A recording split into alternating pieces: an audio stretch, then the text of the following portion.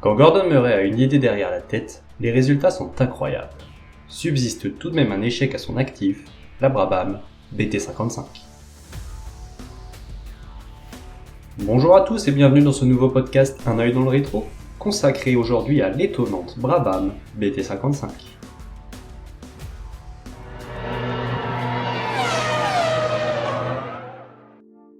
Après une saison 1985 dominée par la McLaren d'Alain Prost, l'écurie Brabham souhaite retrouver le devant de la scène 3 ans après sa dernière couronne. Gordon Murray, le génie de l'époque, décida de créer une toute nouvelle monture révolutionnaire dans la lignée de ses prédécesseurs, la BT55. Au premier aspect, c'est la forme et la hauteur de la caisse qui surprend. En effet, depuis l'interdiction des monoplaces à effet de sol, les ingénieurs se creusent la tête pour alimenter l'aileron arrière, pièce maîtresse dans l'aérodynamique d'une Formule 1. L'idée de Murray était de dégager au maximum cet aileron en limitant au maximum les surfaces frontales et ainsi les perturbations. Mais comment avoir un profil si bas sachant que le moteur prend déjà une place importante sous la carrosserie? Le seul moyen d'y arriver, c'est de le construire spécifiquement pour cette voiture, et c'est BMW qui s'y colle. Le bloc est un 4 cylindres turbo compressé, développant en version qualification près de 1350 chevaux. Mais la particularité de ce moteur, c'est bien entendu son inclinaison de 72 degrés, permettant son installation sur le châssis.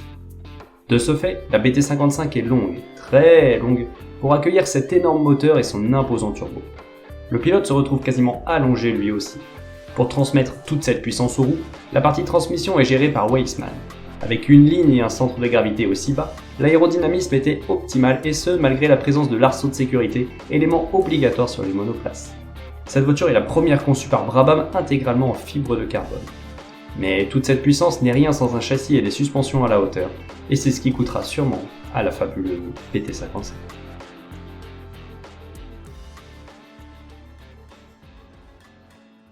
La présentation de la BT55 auprès du grand public est un choc. Jamais une voiture n'avait été dessinée de cette façon.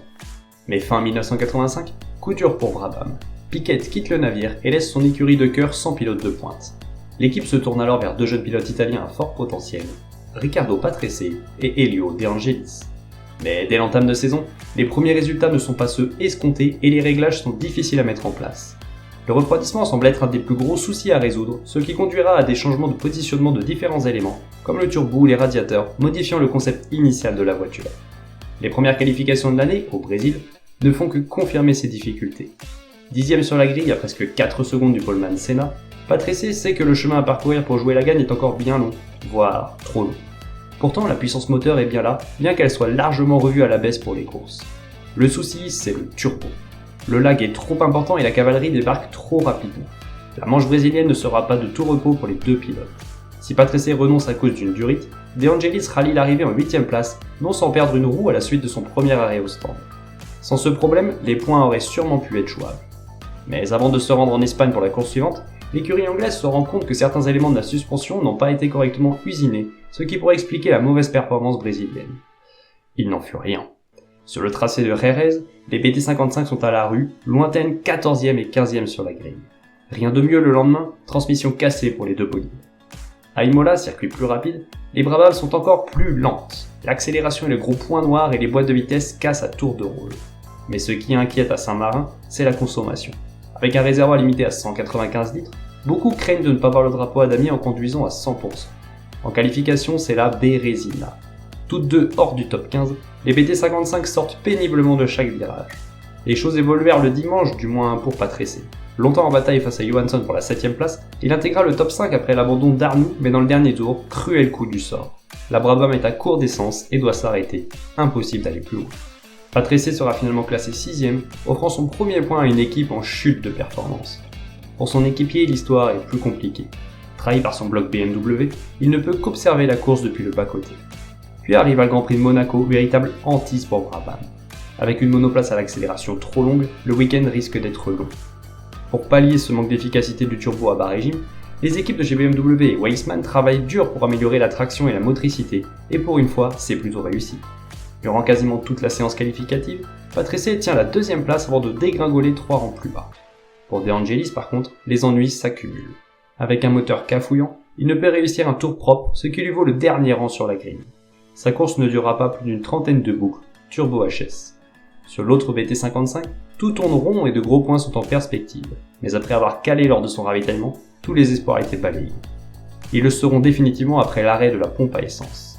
La désillusion est grande, mais de nouvelles évolutions sont attendues, en espérant que celles-ci fonctionnent.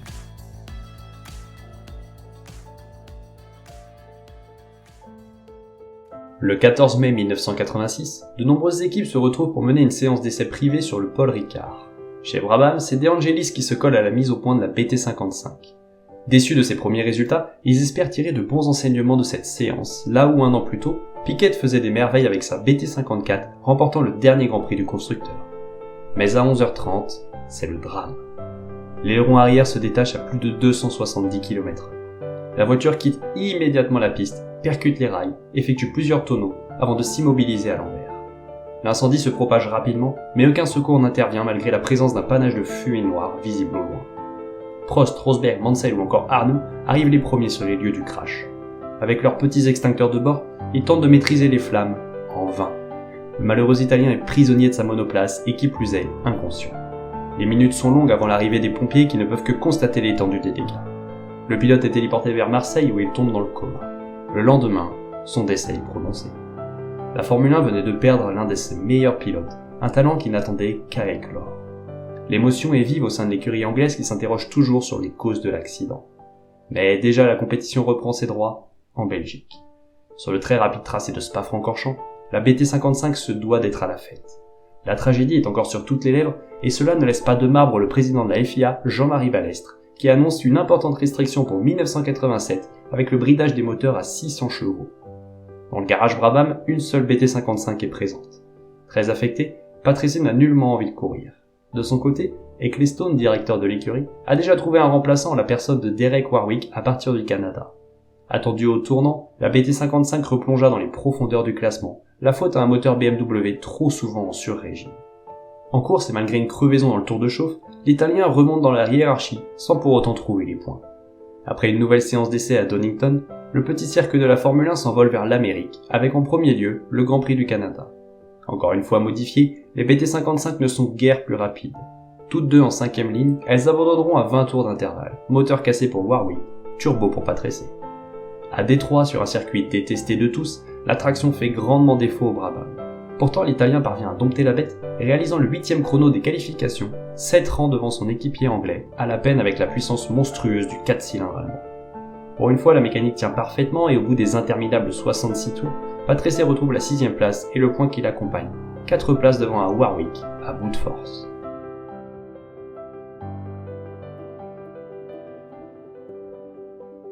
Le retour des monoplaces en Europe se fait sur le funeste circuit du Paul Ricard. L'effroyable accident de De Angelis reste dans toutes les mémoires, y compris celle des organisateurs, qui décident de modifier complètement l'allure du tracé, réduisant sa longueur quasiment de moitié.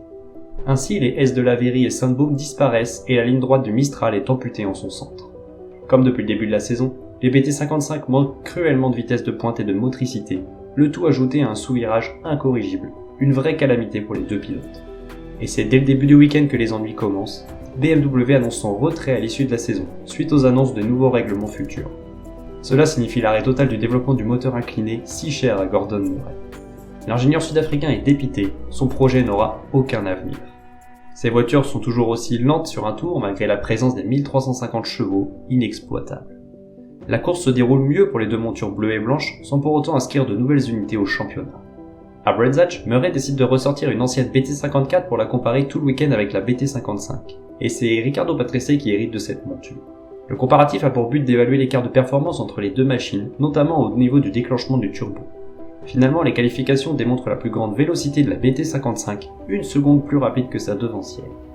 Le jour de la course, un énorme carambolage fera plus de partie du peloton. Après le deuxième départ, les deux Brabham se retrouvent très bien placés, évoluant même toutes deux dans le top 6 au 30e tour. Mais quelques boucles plus tard, le moteur de Patrese rend l'âme. Tous les espoirs reposent alors sur Warwick, brillant 4ème puis 5ème après le dépassement d'Arnoux. Dans le dernier tour, à moins d'un demi-kilomètre de l'arrivée, la dernière Brabham en course s'arrête. Le réservoir d'essence est complètement vide. La déception est grande pour l'écurie qui évoluait à domicile. Avec 2 petits points seulement au compteur, le team anglais est très loin de ses espérances de début d'année. À Hockenheim, la puissance du moteur BMW fait enfin parler de lui. Si les casses se succèdent, les vitesses de pointe sont affolantes. Problème, la puissance amenée par le turbo est telle que le rupteur arrive trop vite. Embêté par ce dernier, Warwick ne décrocha qu'un lointain 20e temps, à plus de 5 secondes derrière Patrese et sa 7e place. Au warm-up d'avant-course, l'Italien réalise un tour fantastique, 3 secondes plus rapide que la concurrence. Mais cette performance n'est finalement qu'un gros coup de pub pour BMW, faisant rouler la BT55 en mode qualification, car en course, le moteur ne tient pas la distance. À la traîne tout le week-end, l'Anglais remonte petit à petit dans le classement jusqu'à la 7e place finale, sans pour autant profiter des pannes d'essence successives des deux McLaren dans le dernier tour. La mi-saison est déjà dépassée, et les espoirs ne serait-ce d'un seul podium semblent déjà dissipés. «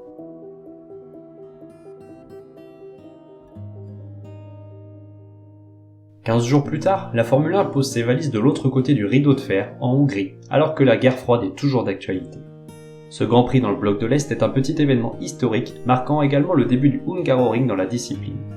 Ce circuit, lent, tortueux et étroit, subit un accueil mitigé auprès des pilotes, jugeant les possibilités de dépassement trop peu nombreuses. Chez Brabham, l'inquiétude est extrême. Sur un tel tracé, avec une seule mais petite ligne droite, l'accélération est primordiale, mais avec un tel lag du turbo, le week-end s'annonce plus délicat que jamais. Même si la BT55 avait plutôt bien fonctionné à Monaco, ce n'est absolument pas le cas en Hongrie. Très loin sur la grille, elles ne pourront compter que sur les abandons pour espérer remonter. Malheureusement pour l'équipe anglaise, ces deux voitures seront très vite arrêtées. Sortie de route pour Patrese, puis accrochage quelques tours plus tard pour Warwick.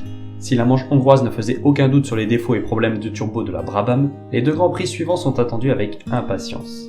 Avant l'arrivée dans le temple de la vitesse de Monza, les monoplaces sont attendus sur le très rapide tracé de l'Österreichring, en Autriche. Les très longues lignes droites à pleine vitesse sont un paradis pour les BT55, conçus pour la vitesse et les pleines charges. Dès les essais, les vitesses de pointe atteintes sont époustouflantes pour le clan anglais. Plus de 345 km/h pour Warwick grâce à un moteur BMW revigoré dans les montagnes. Pourtant, lors de ces essais, un nouvel incident aurait pu tourner au drame, lorsque l'un des pneumatiques Pirelli de l'anglais explosa en pleine courbe, propulsant la Brabham dans une série de cabrioles. Plus de peur que de mal pour Warwick, qui s'en tirera avec une grosse frayeur.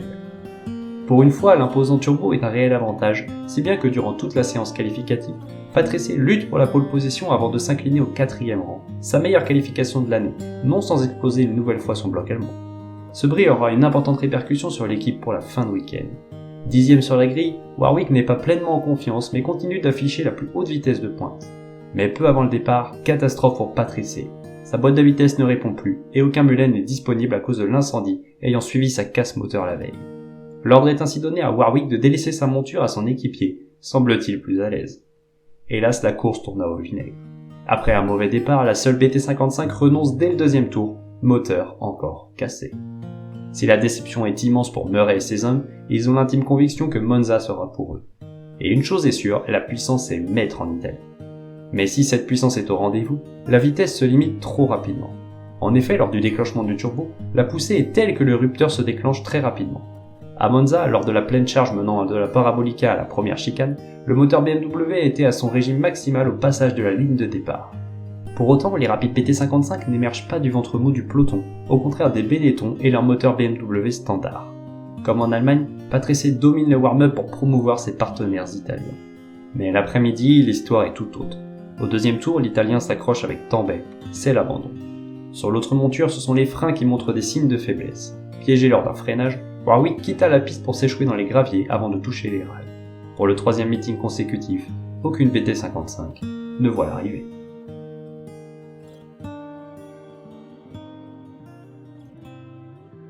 La dernière partie de saison est lancée. Chez Brabham, l'objectif premier serait de terminer ne serait-ce qu'un Grand Prix. La fiabilité aura tellement fait de dégâts au sein de l'équipe que beaucoup se demandent si une distance de course peut être tenue. À Estoril, dernière course européenne, l'écurie anglaise ne s'attend pas à un miracle. Dans le paddock, de plus en plus de rumeurs annoncent la séparation entre Gordon Murray et son équipe de cœur, avec qui il collabore depuis plus de 13 ans. Encore touché par le décès de De Angelis et par l'échec cuisant de sa BT55, le Sud-Africain souhaiterait prendre un peu de recul dans la discipline. Comme attendu, les monoplaces bleues et blanches ne font pas d'étincelles, sauf lorsque les moteurs cèdent. Triste réalité. De nouveau englués dans le trafic, les Brabham n'ont pas course simple. L'Anglais renonce sur souci d'allumage alors que l'Italien, bien parti pour enfin rallier l'arrivée, commet un sur-régime à 3 tours du but et casse son bloc BMW. L'avant-dernier rendez-vous de l'année se dispute au Mexique, sur les hauteurs de Mexico. C'est la dernière possibilité pour Brabham de briller en cette saison 86. Avec sa forte altitude, les imposants turbos font la loi, mais le refroidissement est plus complexe. À cet effet, l'écurie anglaise fait installer 2 grosses prises d'air sur les côtés des monoplaces pour garantir une arrivée d'air frais optimale pour le moteur. Mais ce week-end est marqué par l'officialisation du divorce avec Gordon Murray. La page des étonnantes machines anglaises s'achèvera donc sur ce terrible affront. Pourtant, les BT55 marchent du tonnerre au Mexique grâce à leur puissant moteur. 5e et 7e sur la grille, les pilotes espéraient enfin débloquer la situation pour agrémenter le faible capital points au championnat. Mais alors qu'il était 5e, Warwick vit son bloc allemand exploser à la mi-course. Les derniers espoirs reposaient donc sur Patrese, lui aussi 5e à 3 tours du but. C'est alors que devant lui, la Ferrari de Johansson renonce sur bris mécanique, déversant quantité d'huile sur la piste. Alors qu'il allait reprendre la 4e place, l'Italien glissa sur la trajectoire devenue inondée et s'échoua dans les graviers. Le résultat est plus qu'amer, d'autant plus que sur la première marche du podium, Berger savoure le premier succès d'une Benetton, animée par le moteur BMW. Puis vint l'ultime sortie pour la BT55 à Adélaïde, en Australie. Si toute l'attention du public est retenue par la bataille pour le titre entre Prost, Mansell et Piquet, les pilotes Brabham espèrent terminer sur une note positive. Tout semble mal embarqué après des qualifications désastreuses, repoussant les voitures bleues et blanches en 10e ligne sur la grille, après de trop nombreux pépins mécaniques. Mais en course, les BT55 semblent revigorées, si bien qu'à mi-course, elles bataillent dans le top 10. Mais tout cela était trop beau pour durer. En l'espace de quelques kilomètres, c'est l'hécatombe. C'est tout d'abord Warwick qui, dans un premier temps, voit ses freins cesser de fonctionner. Quelques instants plus tard, alors qu'il occupait une belle 5e place, le moteur de Patrese commence à cafouiller. C'est le 6e double abandon consécutif pour Brabham, une sombre année enfin terminée. 3 tours plus tard, le championnat du monde bascule. Mansell voit l'un de ses pneumatiques d'échapper. Avec une énergie folle, l'Anglais parvient à tenir sa Williams en place, mais il est trop tard, le titre est perdu. Dans l'agitation, Williams rappelle Piquet, son autre pilote, pour changer ses gommes, mais entre-temps, Prost est passé. C'est le 2e titre pour le Français, le premier à les décrocher consécutivement depuis Jack Brabham, 26 ans plus tôt.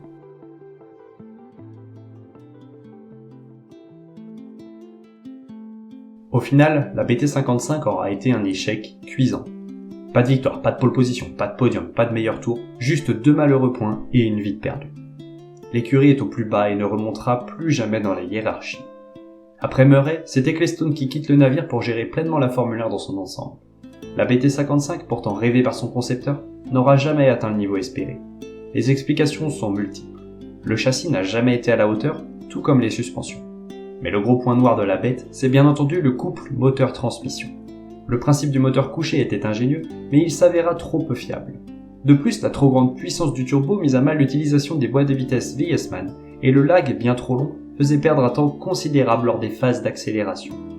S'il fut abattu par cet échec, Gordon Murray retenta le pari 2 ans plus tard chez McLaren Honda.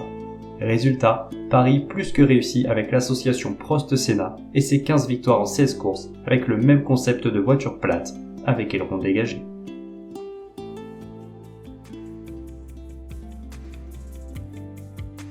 Si la Brabham BT55 devait se résumer en quelques chiffres, nous pourrions dire qu'en 16 Grands Prix, elle n'aura jamais remporté de victoire, ni même de podium, ni même de pole position ou de meilleur tour en course. Elle n'aura récolté que 2 maigres points, mais surtout, elle aura fait perdre la vie à un homme, Elio De Angelis.